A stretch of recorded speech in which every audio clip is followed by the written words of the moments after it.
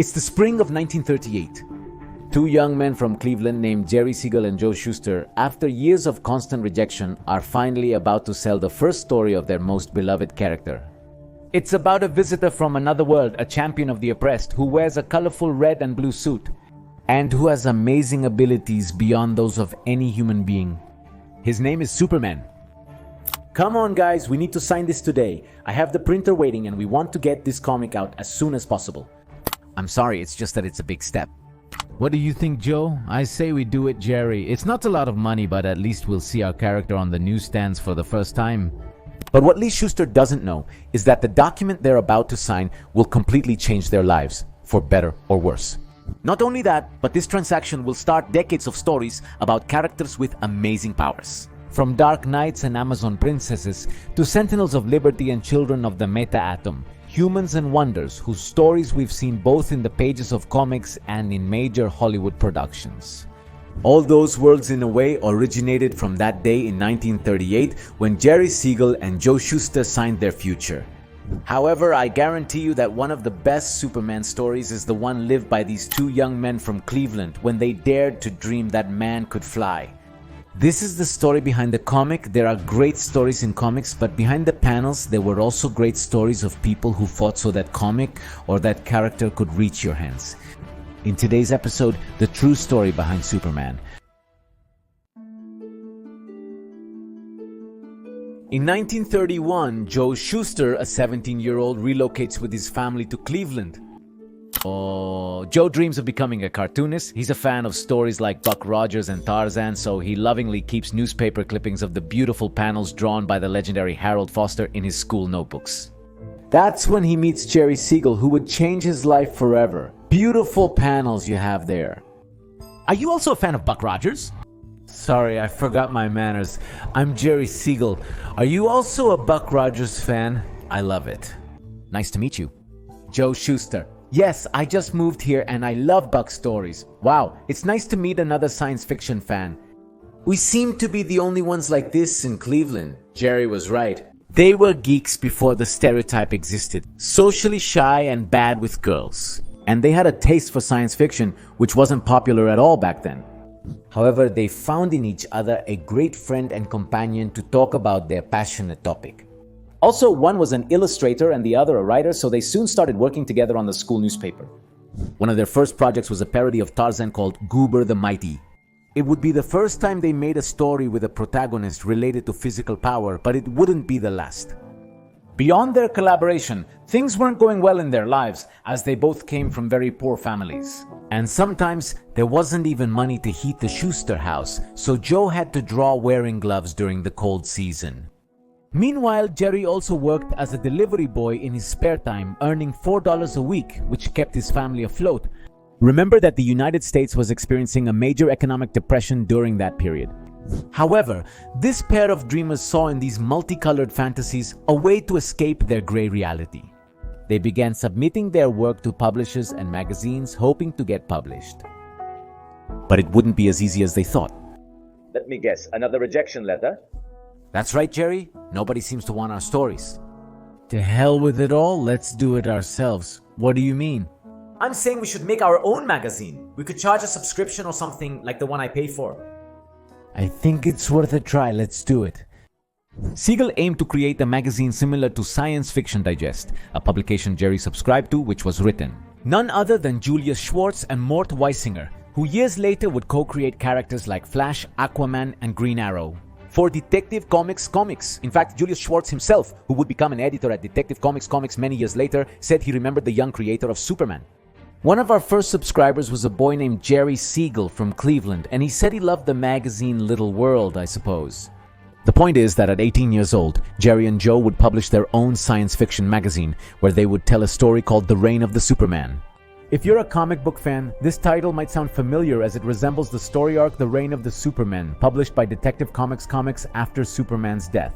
The name of this story arc actually comes from this first story by Jerry Siegel and Joe Shuster, where they used the word Superman for the first time.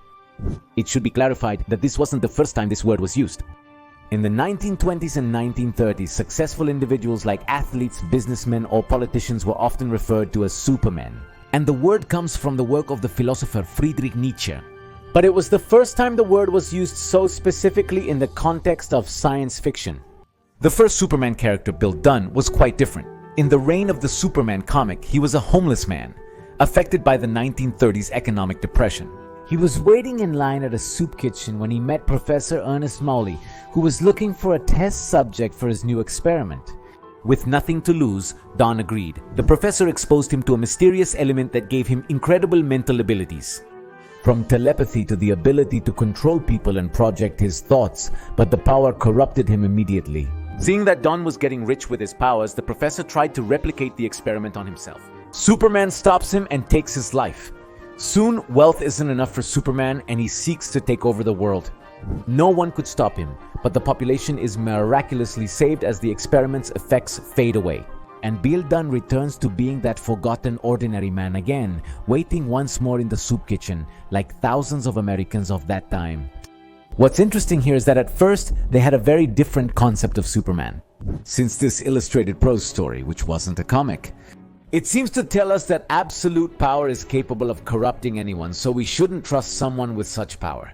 Something very different from what we see in later Superman stories, but it also has other elements that sound familiar to us as well. Besides the name, we can say that the concept of superpowers is already in play, but it's also interesting to know that this character's power comes from an element from space. We see an evil scientist who we could later associate with ultra-humanity or Lex Luthor. There is a heroic reporter in this story who could be a precursor to Clark Kent. It uses science fiction to tackle social justice issues, much like the early Superman comics. From here, we will see how Jerry and Joe gradually develop the concept of Superman that we all know. Jerry and Joe's magazine was not successful, so they were only able to publish it for 5 issues. However, the duo kept sending their work to different newspapers and media outlets to see if someone would hire them. One of those comics they created was about a couple of boys who built a device that allowed them to see what was happening anywhere in the world, which could be considered a precursor to X-ray vision. However, they chose to make a significant shift and concentrate on an entirely new medium. Today we know this medium as comic books or simply comics depending on the region. But in the mid-1930s, this concept of a comic book was extremely groundbreaking and innovative. Staple has many names, but basically it's a magazine that collects stories in comic format. But this type of publication didn't start to become popular until the 1930s. Before that, most comics were read in a special section of the newspaper aimed at children, which they called phonies. In Spanish, they were called comic strips, phonies comic. There were also magazines called Pulps, aimed at a more adult audience. They were magazines with eye-catching covers printed on low-quality paper, featuring science fiction, adventure, and occasionally more risque themes. But then, someone noticed that kids were only buying newspapers to read the comics and then throwing away the rest. So someone said, what would happen if we made a magazine with only comic strips? That's how several publications, like Famous Funnies, started reprinting stories from the newspapers, which eventually led to the birth of the comic industry as we know it. The first superheroes were heavily inspired by heroes from pulp magazines and comic strips. The Shadow and the Phantom were heroes that inspired Batman's creation. Superman contains sci-fi elements previously seen in Flash Gordon and also incorporates concepts from adventure stories.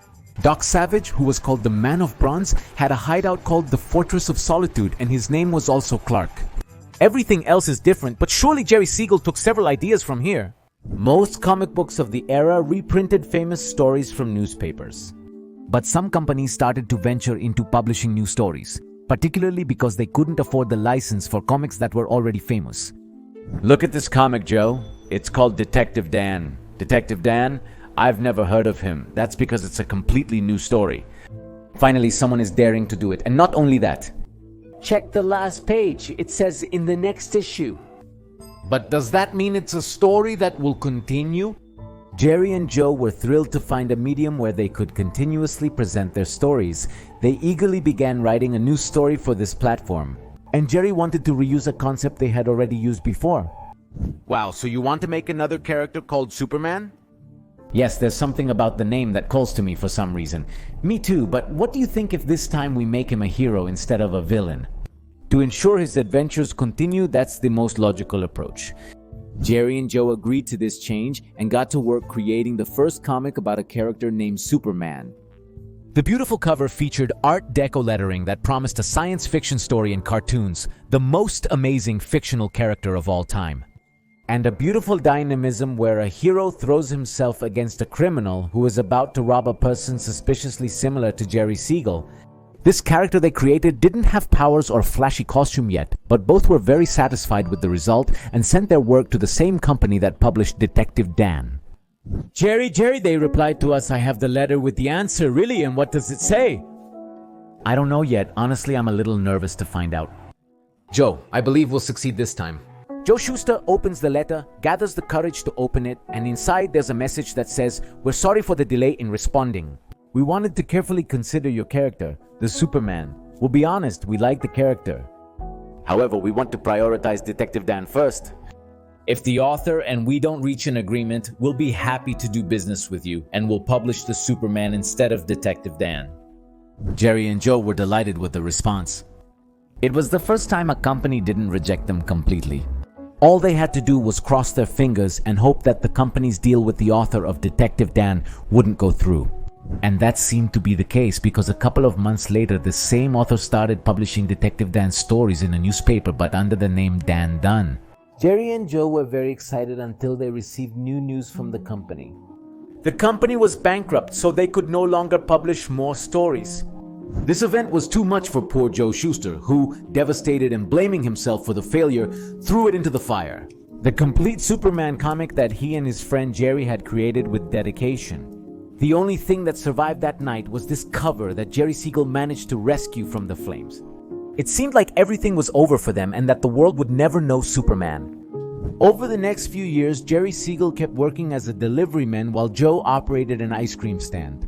Gradually, the wounds from their great disappointment began to heal, and soon both would start working on new stories. Notably, these new stories were sold prior to Superman. In 1935, they sold to a small company called National Publications, which would later become part of what we know today as Detective Comics. Some stories for their original comics. One story was about a soldier named Henry Duval. Another featured a paranormal detective called Dr. Occult. And do you remember this first Superman?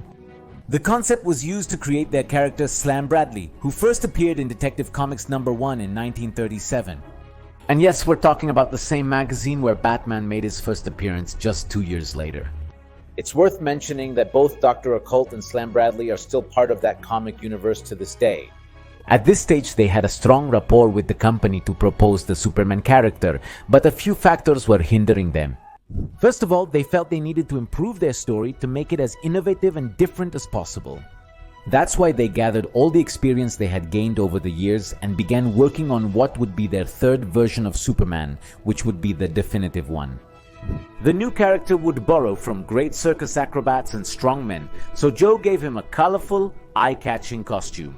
He seemed to evoke an air of greatness, like the mythological heroes of antiquity, such as Hercules or Samson. So they thought it would be a good idea to give him a cape. They even replicated the essence and some narrative motifs from humanity's most significant stories, like those of Moses or Jesus, where a being from a great dynasty is sent from the heavens to an earthly world. Seen through the lens of science fiction, Joe Shuster had the idea to give him a recognizable chest symbol similar to a police badge. That's how the legendary S was born. Jerry took inspiration from great science fiction stories like Flash Gordon. And he decided that this new character wouldn't be human, but would come from a distant planet. The idea that Superman came from another world seemed to unleash Siegel's imagination. and he decided that this new character wouldn't have human limitations, either physical or moral, so he would be virtually indestructible and incorruptible despite his great power. That's how the concept we know today as Superman was born. Another brilliant move was creating Superman's alter ego, Clark Kent. People are curious why Clark Kent is unrecognizable without glasses. Comics have provided various explanations over the years. Some claim his glasses are hypnotic, while others say his posture changes. So much so that no one suspects he is Superman, but the reality might be a little sadder. Jerry Siegel and Joe Shuster created Superman to be perfect, but Clark Kent, on the other hand, has a lot of them in him. He's timid, myopic, blue-collar, and socially inept. It's as if Jerry and Joe were telling us that there are people nobody pays attention to. People in whom even immense power would go unnoticed. The visual was likely based on Walter Dennis, a reporter who sent his photo. in 1930, since all three were in the same science fiction correspondence club. What is definitely true is that without Clark Kent, the concept of Superman couldn't work, because through Clark we see the most human side of the character. Despite his clumsiness, he is kind, honest, and decent. Superman chooses to embody virtues others may see as undesirable because he admires those qualities. The next character to be created would be none other than Superman's love interest. And believe it or not, Lois Lane was born from three women, the first being Lois Amster, a schoolmate of Superman's creators. Jerry Siegel was deeply in love with her, but never had the courage to speak to her. The second inspiration was the actress Glenda Farrell, who played a clever reporter that always got the news in a series of movies. But for me, the last woman who inspired Lois Lane is the most important one. Joe Shuster felt that his drawings needed more realism, so he decided to hire a model who advertised in the newspaper named Joan Carter to draw her. Though not considering herself a great beauty, she needed the money due to tough times. When Joan arrived at work, they were both very surprised. On one hand, Joe Shuster was expecting a girl who was a bit more voluptuous, while Joan couldn't believe that this young man, supervised by his mother, was Mr. Shuster who had hired her. All in all, they got to work. While Joe was drawing her, he and Jerry excitedly told her about Superman. You're going to love it. The character will be faster than a bullet and will be able to leap buildings in a single bound. Best of all, he'll be a force for good, using his super strength to grab villains by their shirts and lift them up. As time passed, Joan grew increasingly enamored with this new character. Jerry started to notice an energy and dynamism in her, which he incorporated into Lois Lane's character. It was as if the three of them inspired each other. Years later, Jerry Siegel and Joan Carter married, revealing that Lois Lane was born from both inspiration and the genuine love between two people. Despite this, they were uncertain about offering the character to National Comics, the future Detective Comics, since the owner took a long time to pay and there were rumors that he had financial problems. Soon after, the company was acquired by others who appeared to have more financial resources. In addition, they intended to launch a new publication called Action Comics, and they thought Superman would be perfect for issue number 1. The company was so keen on the comic that they wanted to finalize the deal promptly, so that this new character called Superman could be on newsstands within a matter of months.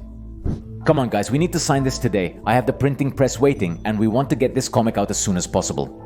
Sorry, this is a big step. What do you say, Joe? I say we do it, Jerry. It's not a lot of money, but at least we'll see our character on the newsstands for the first time. With 2 strokes of ink and many years of effort and dedication, Jerry Siegel and Joe Shuster completely changed pop culture since Superman became an instant commercial success. This prompted Detective Comics and other companies such as Timely, later known as Marvel, to create their own superheroes.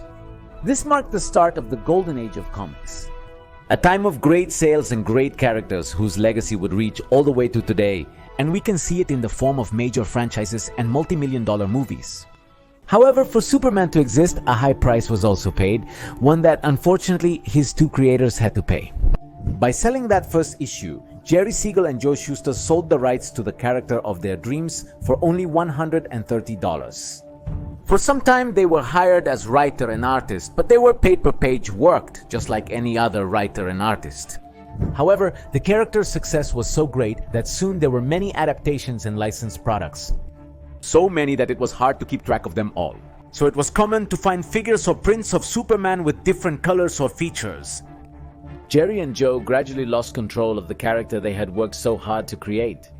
In addition, the company imposed new creative restrictions on them that forced Superman to behave more appropriately, according to the patriotic context of that time. Eventually, they secured a higher salary and a small percentage of royalties.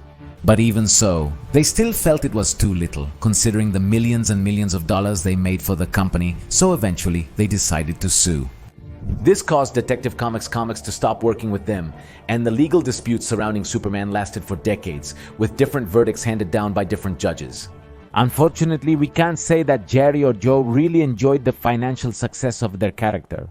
Jerry Siegel worked various jobs for years, including a stint writing for Detective Comics, again for Marvel Comics, in a lower position as a proofreader under the supervision of Stan Lee, who says he gave him a job because Jerry went through a period of bad luck financially and with his health, and later survived by working as a typist in an office. Joe Shuster, for his part, began to lose his eyesight when Superman was at his peak, so he would soon be forced to stop drawing. His situation was so bad that at one point when he could barely see, he worked as a delivery man. According to the artist Jerry Robinson, famous for his Batman stories, one day Joe delivered a package to the offices of Detective Comics. Detective Comics employees described the situation as uncomfortable. According to Robinson, the chief executive officer of Detective Comics called Joe Shuster gave him $100 and told him to buy a new coat and please to find a new job. Prior to the release of the Christopher Reeve Superman movie, Jerry and Joe, backed by several industry artists, started discussing their financial situation with the press, which led Detective Comics to give them a lifetime pension of $20,000 a year and health insurance to avoid unnecessary scandals around the movie, which was about 4 times the minimum wage at that time, which was more than they had. But in my opinion, it's still not enough. So Jerry and Joe lived the rest of their lives in debt, illness, and endless legal battles. It's the price they had to pay so that the greatest hero of all time could exist. In this sense, the existence of Superman is a contradiction, since in his early comics he was a champion of the oppressed who stood up to the injustices of the system. Despite Jerry Siegel and Joe Shuster's real-world defeat, Superman's legacy endures beyond his original sin, since the Man of Steel transcended the pages to become a symbol that fights for truth, justice, and a better tomorrow. It's ironic and powerful at the same time. Even though Jerry and Joe couldn't be the owners of their creation, the story they told remains a reminder that even the smallest and most marginalized voices are capable of holding immense power and message. The important thing, in this case, is to learn from the mistakes of the past and ask for a fairer world, just as Superman would. I hope you enjoyed this Superman video, a topic I love. Do you want to keep discussing it? Are you based in Mexico City? The tickets for the talk are in the link in the description. That's it for today. I'm Go the Geek Monitor and look up.